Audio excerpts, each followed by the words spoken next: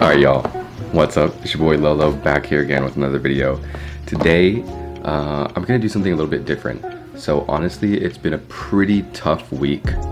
This past week at work, we're going into a new sprint. We're trying to get some features out because it's about to be the start of a new quarter. And I really wanted to do something that was a little bit more, I honestly just wanted to post something that was just a little bit easier to post. So I don't know how long this video is going to be, but just bear with me. We're just gonna see how it goes.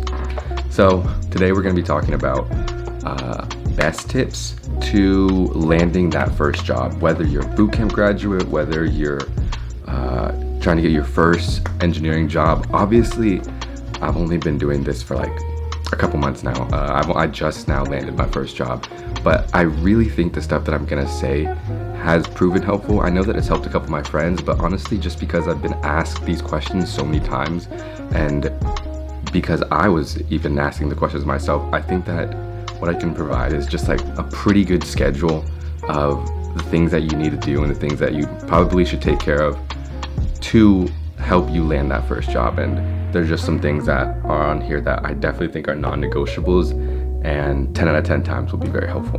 So to get things started off, I'm gonna say this. One of the best things that you can do right now is have a social media presence. And I know, I understand, I know how weird it sounds to just like be constantly posting stuff, and it's just, it's a little bit weird and awkward, especially like when you're transitioning into the phase of being a software engineer. Like if you're doing this from a different career, it definitely feels weird, but it's something that I can completely recommend 10 out of 10 times, because it genuinely shows people how passionate you are. It shows people how involved you are in the tech community and everything that's going on in the tech world and things like that. And I think that it can drive and help you build a really phenomenal network.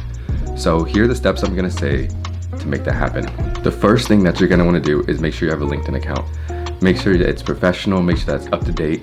So we can actually even go through my LinkedIn on another video if that's what you guys want to do, because that's something that I really recommend. It's just so powerful and it's a really good tool. But to get things started off, I would like to say that you guys should have a professional LinkedIn. Obviously LinkedIn's only professional, and then a professional Twitter. So I went ahead and made myself another Twitter, because my Twitter is just memes and shoes, so I wasn't gonna post that. I just put it on private and made another one.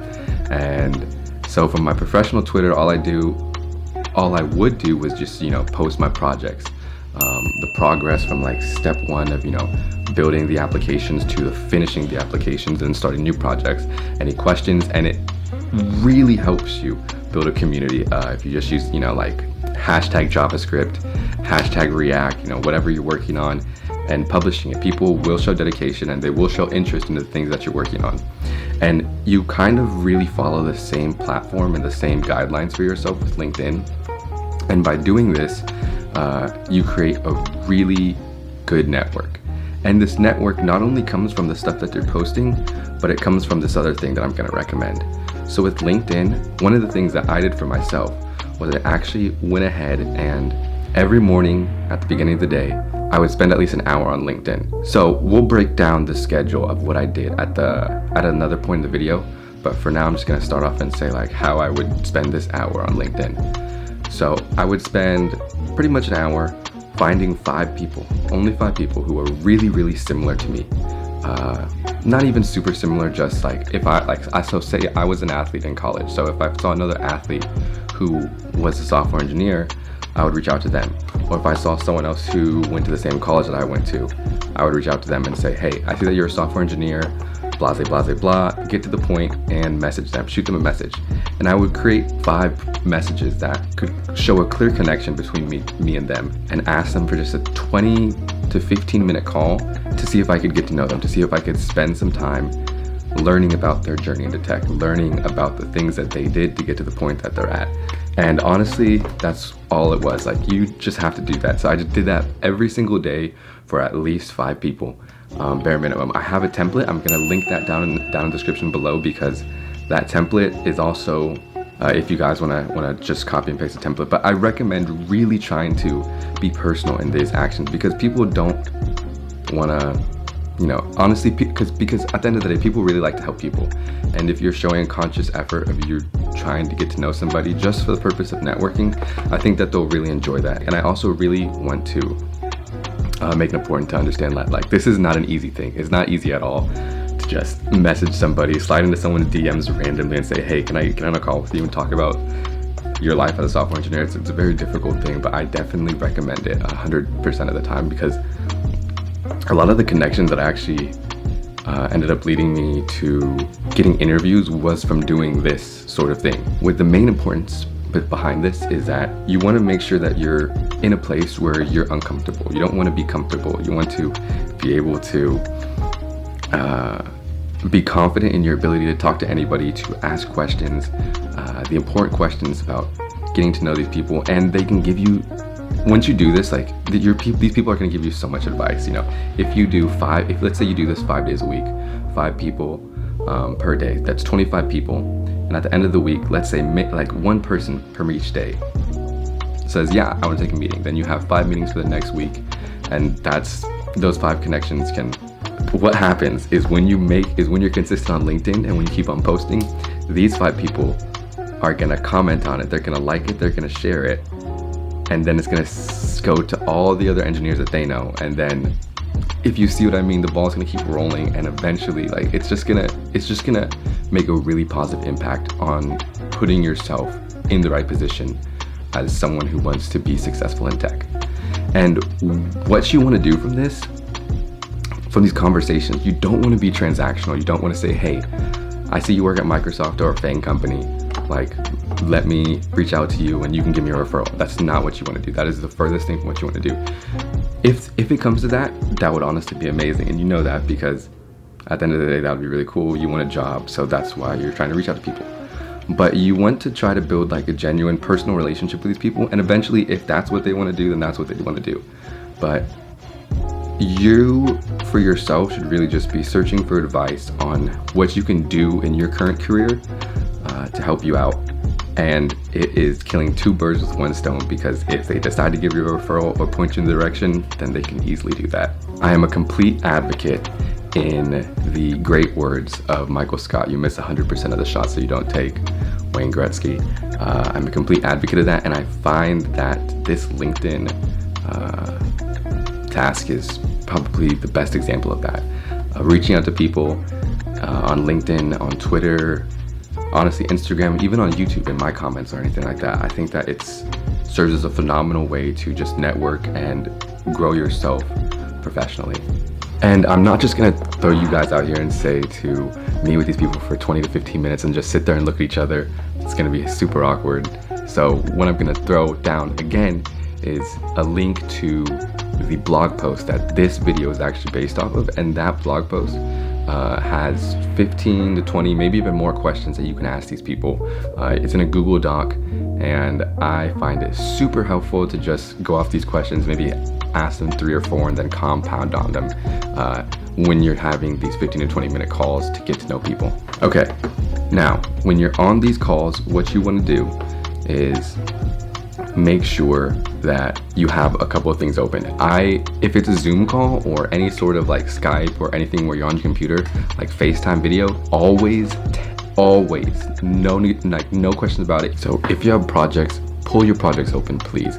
Because what's gonna happen is someone's gonna say, hey, Ilolo, is it all right if you tell me about your projects? And you can say, oh, actually, I was just working on my project. Let me show you a demo. And what you're gonna do is you're gonna pull the project up. They're gonna be amazed because they're definitely not gonna turn down the idea to see your project. And that right there is a pivotal point that has helped me in so many interviews, is just having my projects open. And I really, really, really recommend it. I genuinely think that's like one of the top 10, like not like top 2 when it's not 2.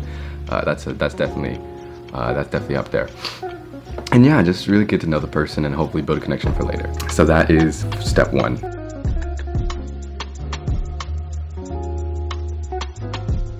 Okay, please absolutely make sure that you're keeping your LinkedIn profile, Twitter profile up to date. It's important that you stay consistent, because when people see that you're consistent in this, then they're gonna believe that you're consistent in your code. They're gonna believe that you're consistent in making your GitHub commits, all the little green squares. they're gonna believe that you're consistent in all the things that you do. So if you can show consistency on social media, I know how that sounds, I really do, but I genuinely believe that it is something that can help you lead to success, because at the end of the day, you can be a fantastic, built Google from the ground up when you were 16 out of your dorm room, but if nobody knows who you are, it's going to be hard for you to get a job over someone who's networking themselves their whole entire lives, putting themselves out there just so that they can be seen. Okay, obviously that's not the case, because that person still can easily get a job, but you guys know what I mean. Like, it helps a ton, I promise you.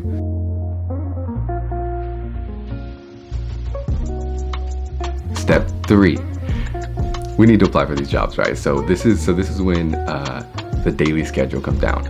So for me, what I was doing was, I told you guys I spent an hour of the day finding people, connecting with them, and being on LinkedIn. But I also would spend another day on LinkedIn and on other job boards, finding other jobs or applying to jobs.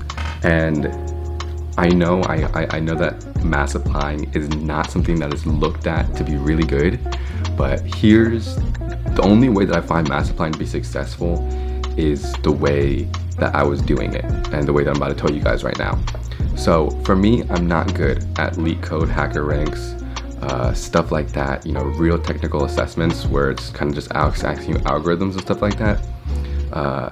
If you're good at that, honestly, you can skip this part, because that's going to be your cup of tea, especially if you're mass applying. But I was mass applying, and what you can do when you mass apply is like you're genuinely going to get interviews, but they're going to give you the hacker ranks, elite codes, those 2-hour or 4-hour technical assessments and stuff like that, that you don't talk to anybody. But what you can do, and what I did, is I said, hey, if I got a hacker rank, I say, hey, thank you guys for the opportunity. I need a couple months to study, so I'm just gonna postpone this interview. And I postponed the interview for a couple months out to study. But but I would always ask first, and I would say, and this is where you want to scribble down, right? I would say, hey, is there any way that you guys offer a front-end coding assessment or another assessment where I could do that, face to face with with the person, and I can, ask questions, take it line by line. This is where it gets the good stuff. And they're like, yeah, no, for sure. And a couple of them did, not all of them did. But the ones that did were the ones that I ended up moving on to the final stages of interviews. And that's actually how I ended up getting my job that I have right now.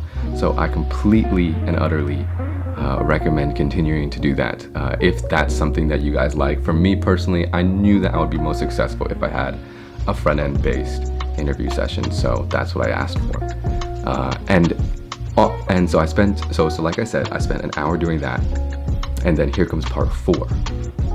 Part 4, what I did is I spent the remainder of my day, since I was unemployed. If you are employed and you're doing this on a night schedule, you can definitely do the same thing I did, but just spend a little bit less time doing this. So what I'm going to recommend is that you spend the rest of your time studying your data structures and algorithms, just hammering through leak codes. I myself took a $11 Udemy course on data structures and algorithms. I didn't even get more. I got a little bit more than halfway through it, but I 100% thought it was very beneficial in my learning what I needed to do. I didn't even get to the data structures, only to the algorithms part.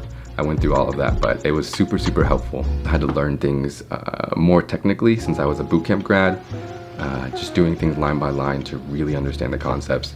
And that's something that I think monumentally helped me. Okay, so to wrap it all up, guys, what I would do is I would spend 1 hour in the morning messaging people. And I would spend an hour in the morning messaging people, but I would also spend any procrastination free time messaging people as well throughout the day. And then I would also spend another hour at the end of the day applying to jobs. And like I said before, I would also spend some other time procrastinating throughout the day by applying for jobs. But the main hunk of my day was spent by either working out for a little bit of time or studying data structures and algorithms. And I really spent a lot of time studying data structures and algorithms. I would do 1 hour in the morning, 1 hour at night, and then about 6 hours in between of just studying. And then obviously my workouts were in there too, because I didn't want to just sit home and not work out, because I really like working out. So That's just what I like to do. But yeah, that is what I would say is the key to my success, at least. I know it's helped a couple of my friends, and it's helped a ton of people that I've recommended it to, but I just wanted to pass it on to you guys because it's something that I personally get asked a ton, and there's nothing more that I can recommend than doing that, because I genuinely believe that it's a very useful way and a very systematic way to staying intentional and being very professional in the way that you do these things. And what I would say is the main thing that you guys need to take away from this is that nothing will happen if you're not consistent. At the end of the day, you can do anything that you want to put your mind to, but it all comes down to consistency. I'm a firm believer in that if you keep showing up, even when you don't want to, if you keep showing up, get the job done, you'll be successful. You'll be where you want to be. All right, listen. At the end of the day, what you want to make sure is that you're not in a rush, right? This is your dream. If this is something that you really want to do and that you wanting to have been pursued for a long time, then you should be proud of yourself for even watching this video and taking the initiative to do this, you know, to taking these steps. So just make sure that you're enjoying the process, because the process that you are in right now of, you know, trying to find this job, of, you know, watching and searching for these YouTube videos, that in and of itself is what makes you a software engineer. Like, you've already became a software engineer at that point. That's something that I learned from someone who actually taught me how to code, so big shout outs to them. And I think that that mindset is something that I really think that you guys can take advantage of. So yeah, just make sure you go ahead and do that. All right, I'll talk to you guys next time.